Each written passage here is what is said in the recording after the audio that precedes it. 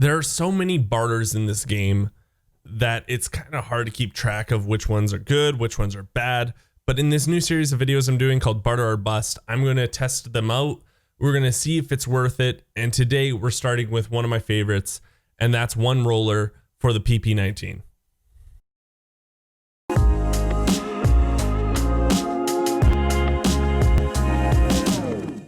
In today's video, we're going to talk about where you can get a roller in Tarkov.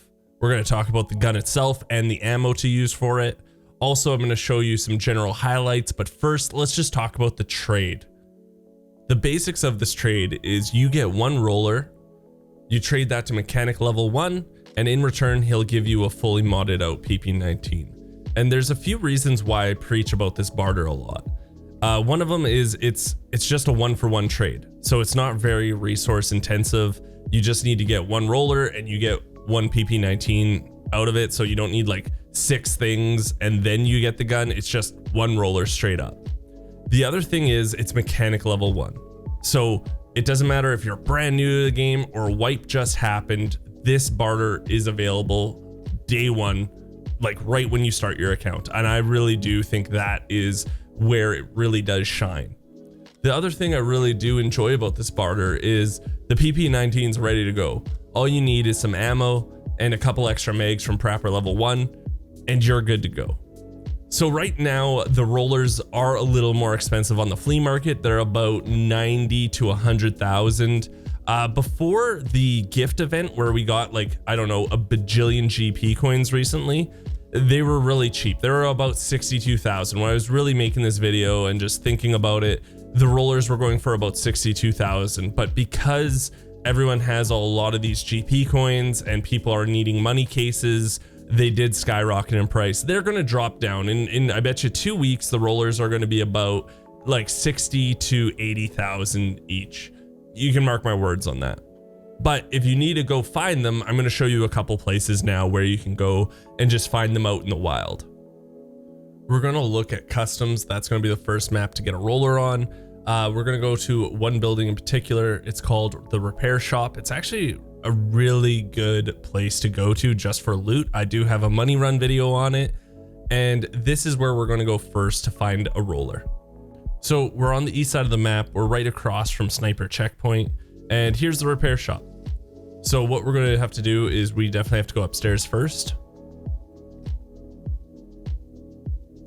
So there are 2 upstairs on this. There's one that's closest to the street, and then there's one across from there, and you can get a GPU there and whatnot.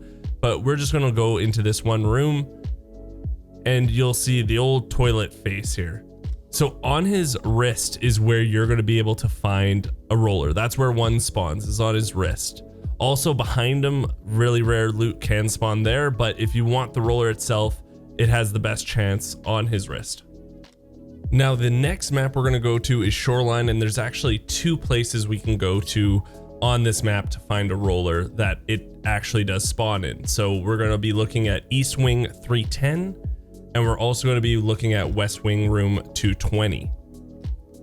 Now we're on Shoreline, we're right by the helicopter, right at the front. This is where I always start when I'm showing you locations. So we're just starting there, and we're gonna go to East Wing 310 first. So we just gotta go to the front of the building. We gotta go upstairs to the 3rd floor, and you do need a key for this room, just to let you know. And it's a really great key. It used to be the go-to key in Tarkov until, you know, the LEDXs in 222 and 226. But I wouldn't sleep on this key either. It's pretty cheap right now, and it's worth it. So on this table here, you can find a roller and other very valuable loot. And on this table here, you can also find a roller. And you know, you see a clock there.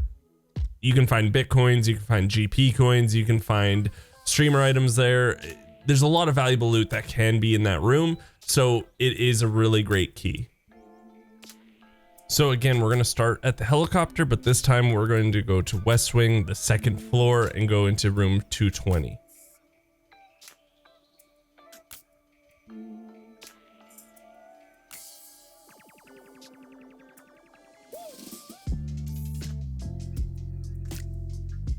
So we're just going to jump over the barbed wire.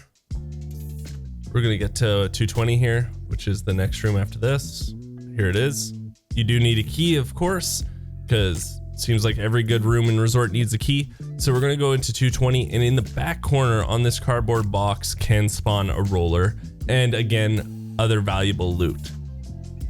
Those 3 locations aren't the only way to find rollers in the world though. You can find them in barrel caches or in ground caches.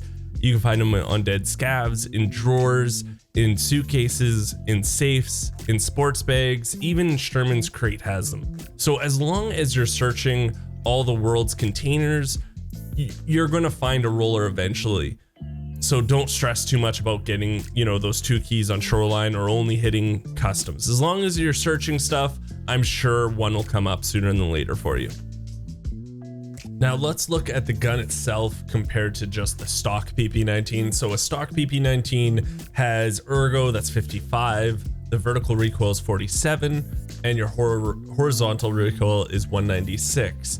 Where the roller PP19, you're looking at ergo 68, you're looking at vertical recoil 40, and your horizontal recoil is 168. So quite better stats, especially in ergo. Ergo is like, it jumps up 13 points for the roller one. The vertical and the horizontal, it does do quite a bit on the horizontal, not too much on the vertical, but it is quite a step up.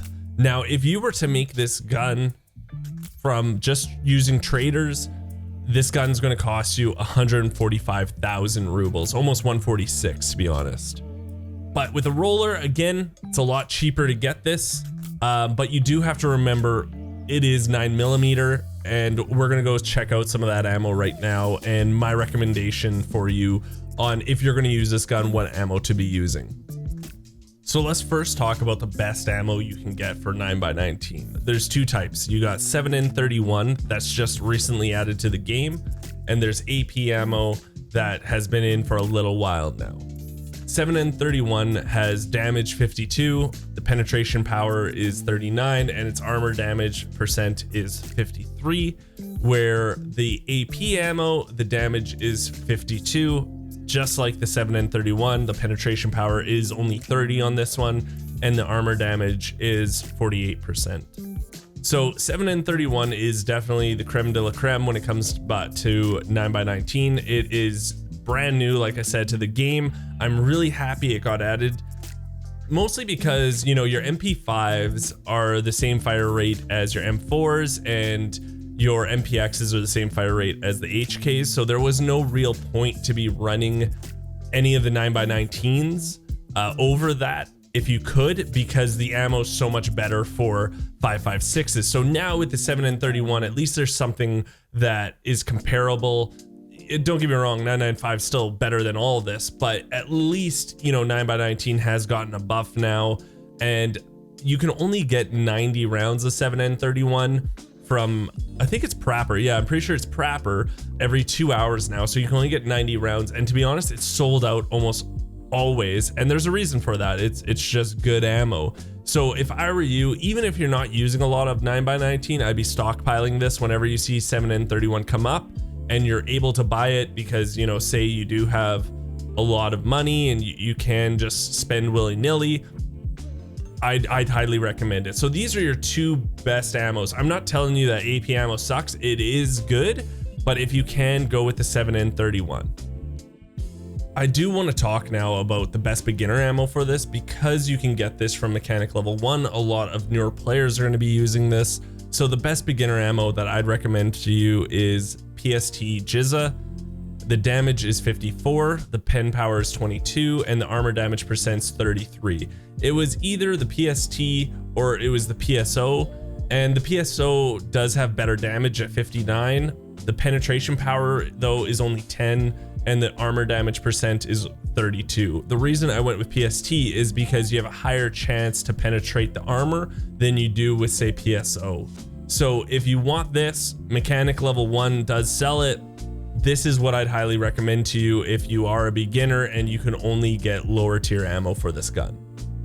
Let me show you a couple of clips with this gun now and how well I did with it. Just to let you know, I was either using 7N31 or AP ammo in there. It all depends on if I had 7N31 or not.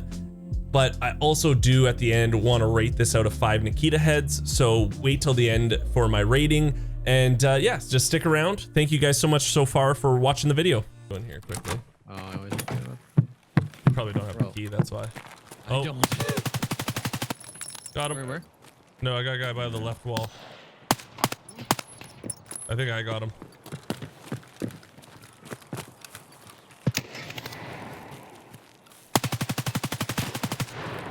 He's just... Got him? No. I'm dead. Holy shit. I got one guy.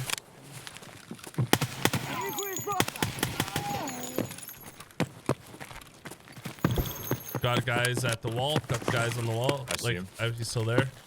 Nade. Okay.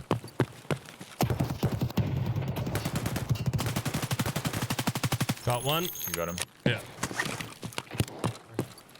Yeah, I'm just checking to make sure that he's not following up. You good? Yeah.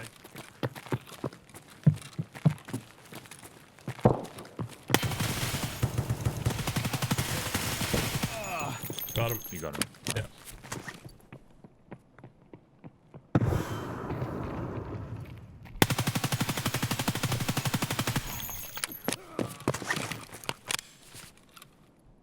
Okay, one down. Yeah, he's got two buddies with him.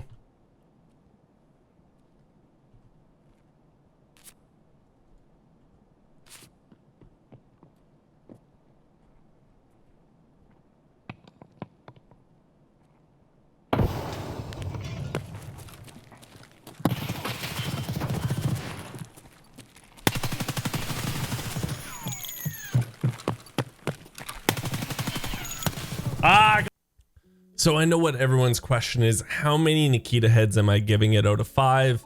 And I'm going to give it 4 Nikita heads. Because this gun is 9x19, so unless you have all the traders leveled up, you can't really get really great ammo for it. Also, the 30 round mags do kind of punish you if you do miss a couple of shots. And it does spit quite a bit of bullets out at once. So, you know, that 30 round mag sometimes does drain faster than you want it to. But all in all, I think this is a great gun. Also, something I didn't touch on is you can still trade this to mechanic for 71,000 rubles. So if you can get, say, a roller for 60 to 65,000 rubles, you can buy one of these, you can barter for one of these guns and then sell it back to them for more rubles. So it seems like cheating, but it's not.